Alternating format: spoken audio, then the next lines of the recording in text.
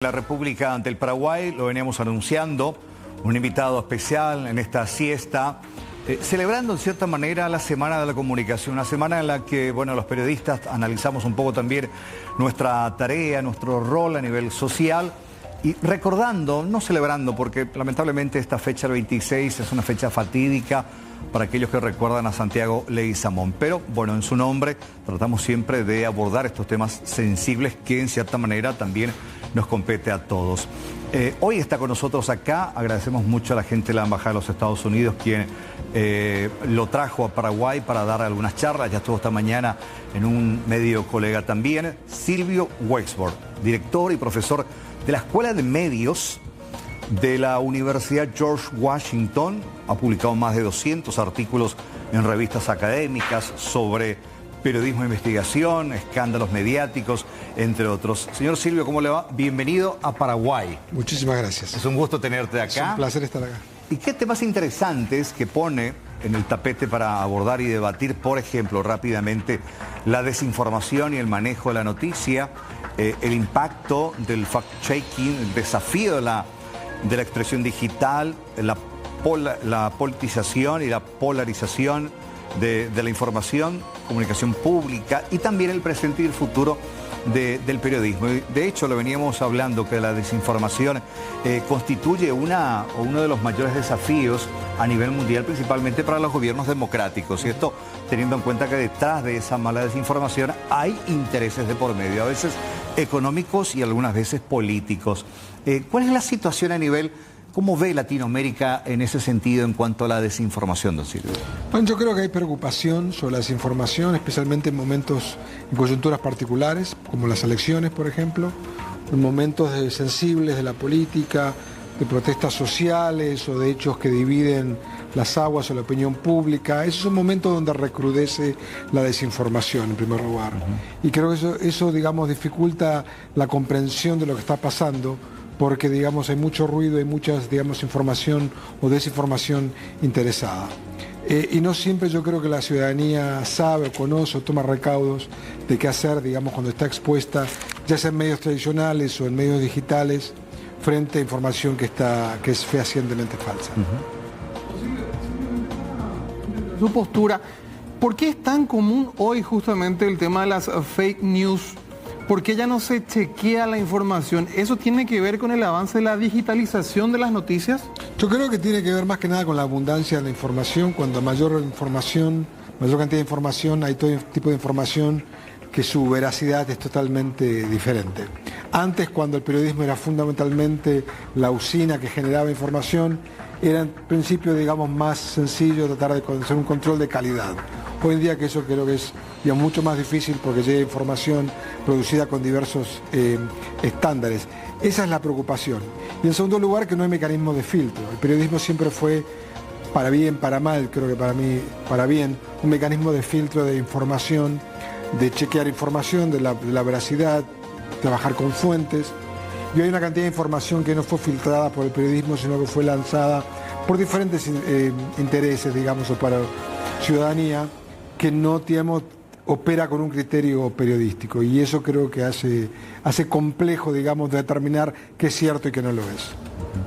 ¿Cuál es el papel que juegan las redes sociales en la comunicación hoy día, señor Silvio?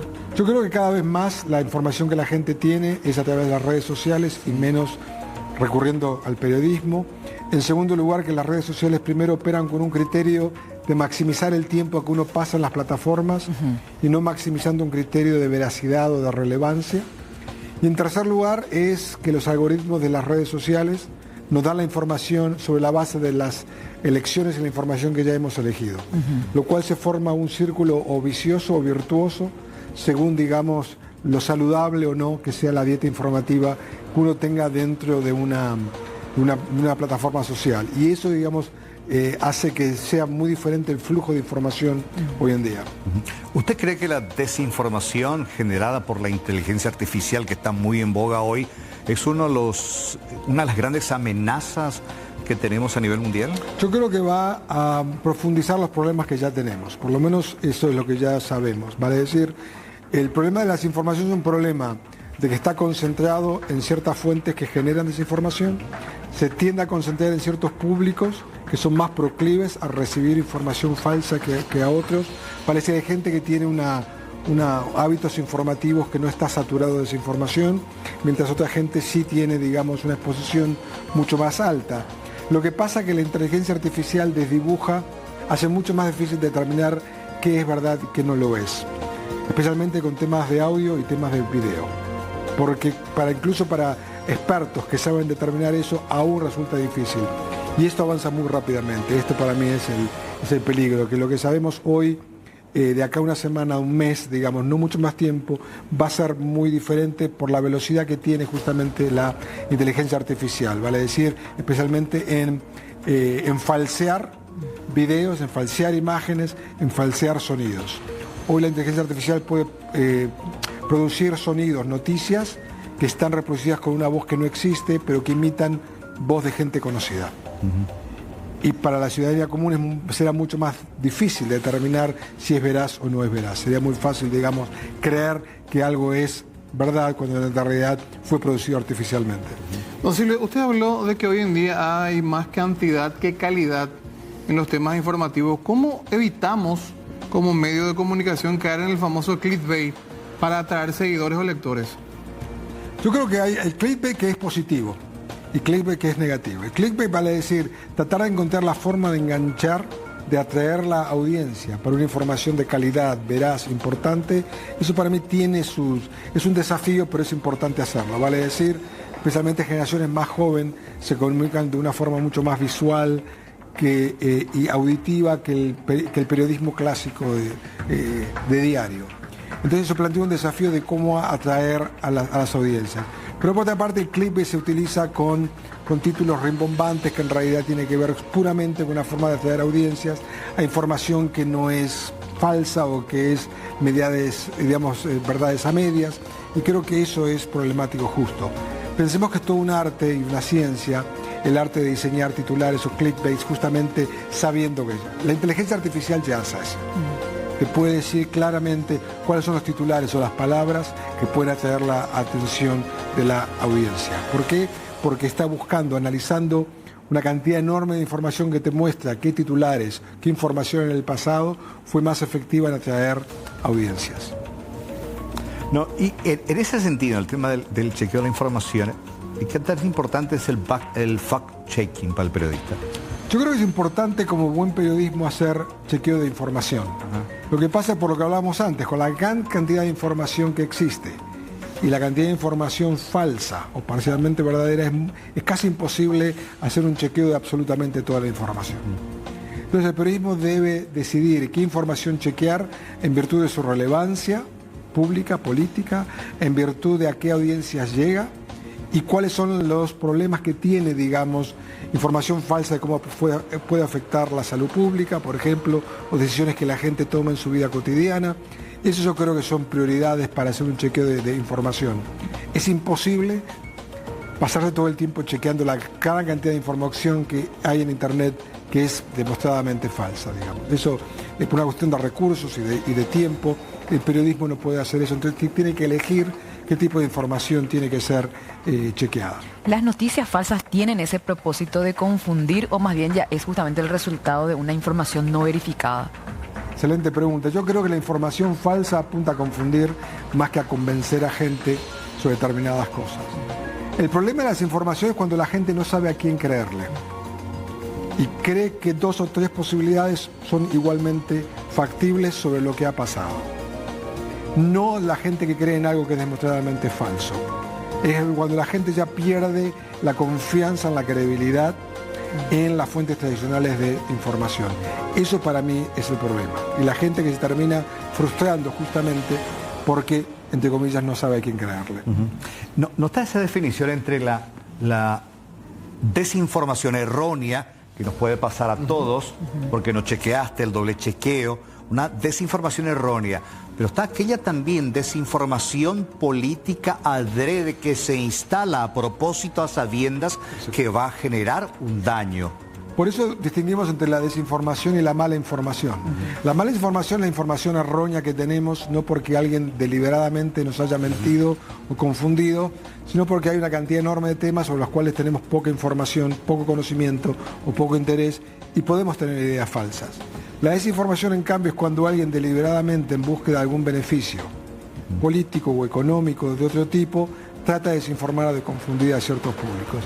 Ese es el caso más problemático. Y en segundo lugar, gente que tiene la capacidad de hacer una diseminación masiva de información falsa. Si tú y yo compartimos o le hacemos un like a información falsa, es un problema, pero no es el mismo problema que hay actores que tienen la capacidad de llegar a millones de personas simultáneamente, a veces con información automática, a veces con información, digamos, real, donde hay seres humanos detrás de eso, con un criterio totalmente para confusión. Eso yo creo que es el principal desafío, no que alguien se haya equivocado y haya compartido o haya creído información falsa.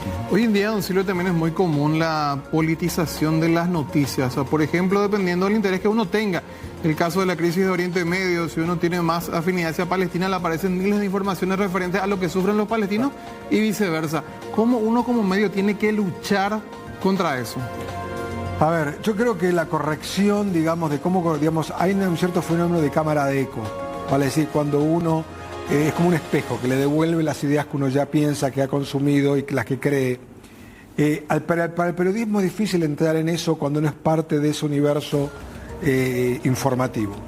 Creo que el buen periodismo tiene que insistir, digamos, en reportar la información de forma más comprensiva posible, considerando las dificultades que hay de acceso, de opinión o de logística. Y hay lugares donde ciertos públicos no dejan entrar a otro periodismo, pues un periodismo que contradice o que trata de interrogar, digamos, las creencias que tiene sobre cualquier tema, incluido temas que tienen que ver con conflictos bélicos u otro tipo de temas, ¿no?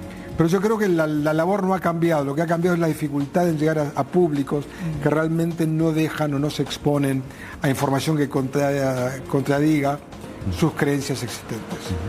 Por eso es tan importante el tema de nuestra labor, precisamente, porque está muy en boga hoy, a nivel mundial, el tema de la desinformación política ante el avance, lamentablemente, de gobiernos autoritarios a nivel mundial que tratan de instalar a través de información ciertas posturas. Creo que Estados Unidos el año pasado, la embajada estaba, a través incluso conocimos de la embajada la noticia de que se detectó una campaña de desinformación que venía de Europa central sobre una situación de crisis, donde intentaban convencer a la opinión pública sobre una situación. Hay gobiernos que utilizan precisamente este tipo de herramientas de desinformación política. Sí, yo creo que la desinformación es un fenómeno global, no en el sentido de que existe en el mundo, sino de campañas coordinadas a nivel global con objetivos muy claros, digamos. Y ese es un problema, digamos, porque eso hace difícil para el ciudadano medio identificar de dónde viene la información falsa. A veces información automatizada de los llamados bots, digamos, cuentas automáticas que generan información falsa. Y para eso estamos hablando de competencias o de tensiones a nivel mundial, justamente en el momento que estamos viviendo. Eso es totalmente nuevo, vale decir, es muy diferente a lo que era la propaganda a nivel global hace 20 o 30 años, que era mucho más difícil hacer este tipo de campañas, donde los lenguajes son casi iguales, las tecnologías, las plataformas, las lógicas de operación son idénticas. Este es un problema, digamos, que existe fundamentalmente dentro de las plataformas digitales, de los medios sociales, más que en el periodismo. Con la inmediatez de las redes sociales, el avance de la tecnología, ¿el periodismo tradicional puede ir quedando hacia atrás o va a depender mucho del trabajo, cómo se haga? A ver, yo creo que el periodismo tiene el desafío de cómo llegar a públicos que su forma de consumo de información es totalmente veloz. Se calcula recientemente que el tiempo que alguien pasa en un teléfono con una noticia son 4 segundos en promedio. En promedio. Esto te hace muy difícil atraer la atención constantemente y con explicaciones, yo diría, un poco más extensas sobre los problemas de la veracidad de la información. Entonces es una lucha permanente en esto, digamos. Ese para mí es un problema, digamos, dentro de lo que se llama la competencia por la atención pública hoy en día. Para captar. No porque hay mucha información únicamente, sino porque el poco tiempo que se pasa con cada información, especialmente en teléfonos celulares. En computadoras tradicionales es otra situación. La gente más proclive a pasar más tiempo con una información.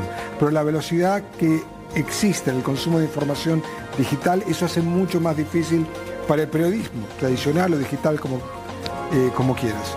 Y sobre ese punto, precisamente, ante ese escenario que plantea Silvio, ¿cuál es el futuro? ¿Cuál es el presente y cuál es el futuro inmediato del periodismo?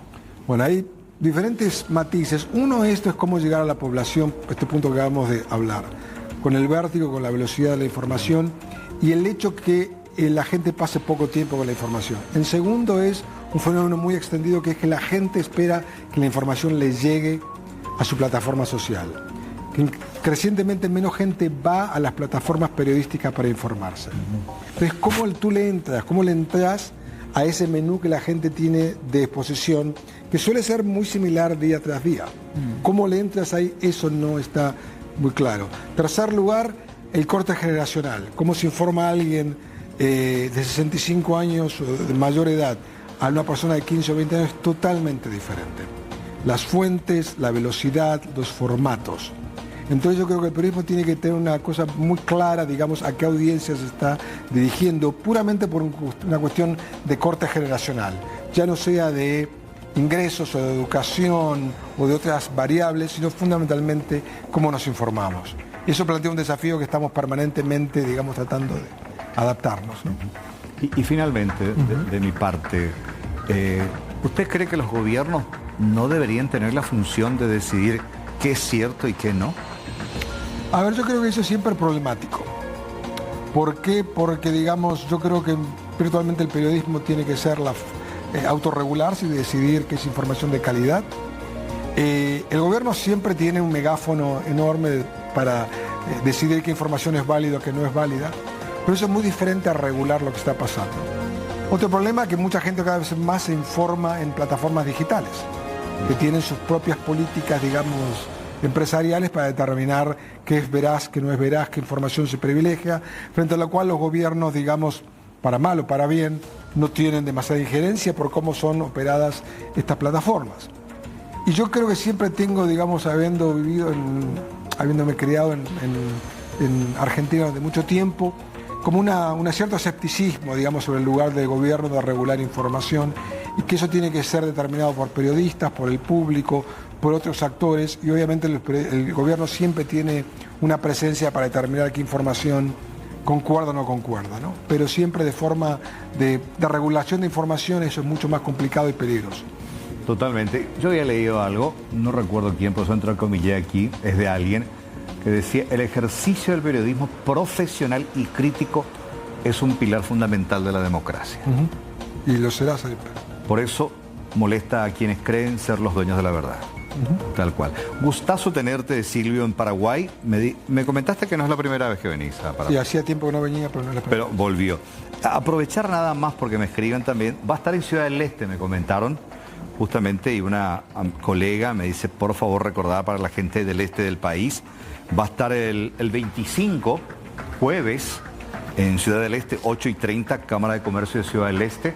En cierta manera también estoy ahí porque apoya SAP, que es precisamente el organismo de los expecarios del Departamento de Estado, también apoya y acompaña este evento. Desinformación y manejo de la noticia con Silvio en Ciudad del Este, 8:30, para todos los colegas que quieran participar de este evento. Muchísimas gracias y espero puedas disfrutar de tu estancia por Paraguay. Muchas gracias a ustedes. Gracias. Silvio Weiss por aquí, charlando con nosotros. Ya venimos.